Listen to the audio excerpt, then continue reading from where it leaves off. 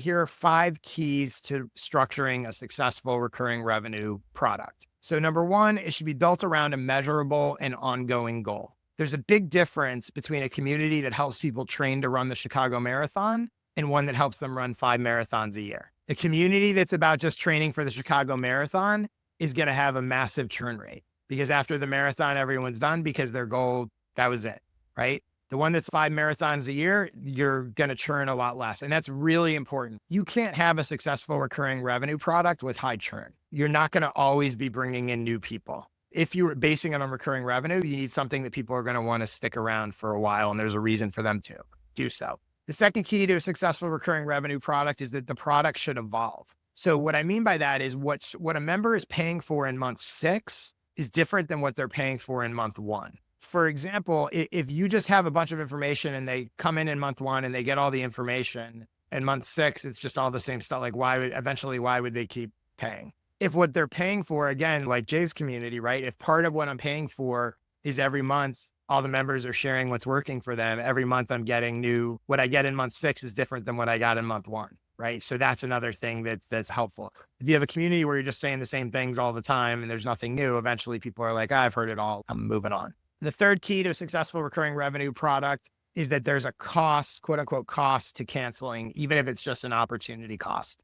So really important to understand, if someone's a member and they leave, what are they going to miss out on? What's the cost of them leaving? What's the cost of them? If it's accountability and suddenly they don't have anyone to hold them accountable, that's a cost, right? Now, you can also get directly into cost. One thing I thought was really interesting, and this is not a fit for everyone, but JK Molina has a membership product where you can leave whenever you want, but if you do, you can't rejoin for at least a year. So there's literally, again, not for everyone, although I do think it's pretty interesting. And I'm sure it makes people think twice about, well, I'm not getting anything out of it right now because I'm not working on that project, but 2 months from now, I'm going to be. So instead of leaving and it's interesting, right? Adding some sort of friction to leaving. The fourth key to a recurring revenue product is that the time invested to value delivered ratio becomes increasingly favorable for you over time. So that's a mouthful, but it's simpler than it's. What it means is your product, whatever people are getting from the recurring revenue subscription, is more valuable in month 6 than it is in month 1, but it takes you the same or less time to create or manage in month 6 than month 1. So what were my Skill Sessions membership, which is now only available to clients, is a perfect example of that. I was always adding skill sessions, but when someone becomes a client of mine now, they get immediate access to, I think it's 17 or 18 skill sessions. Super valuable. Doesn't take me any time because those are already been created. And I do a new one every couple months. So someone that joins a year from now will have immediate access to 24 more valuable products, no additional work for me. I have the same amount of work every month when they join because that's all archival stuff.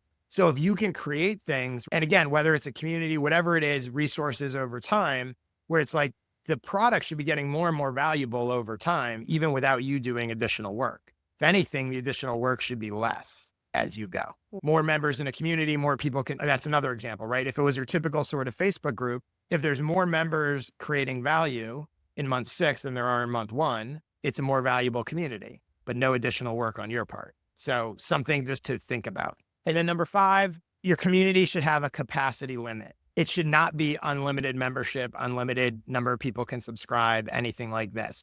Everything should have a capacity. And this is something that I recently came across when I was reading a fantastic book called Oversubscribed by Daniel Priestley. I highly recommend it.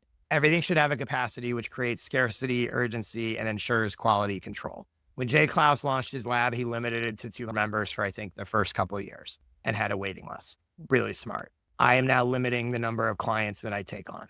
Everything should have a limit. And for a recurring revenue product, that is going to make it more in demand. It's going to make it more exclusive. It's going to allow you to help ensure the quality of the group. If you're trying to build a recurring revenue product, it shouldn't be that like anyone can join whenever they want. It should be like this many people can join during this time. And everyone else, there's a waiting list. At some point you'll get in. And at some point you might have people in the community that are not participating at all. And you can go to them. I know Jay has done this, right? He's gone to them and said, look, I'll refund your money for the year. It doesn't seem like you're getting anything out of this or contributing anything out of this. There's other people who would like to come in who will. So let's do that, right? And it improves the strength of the overall community.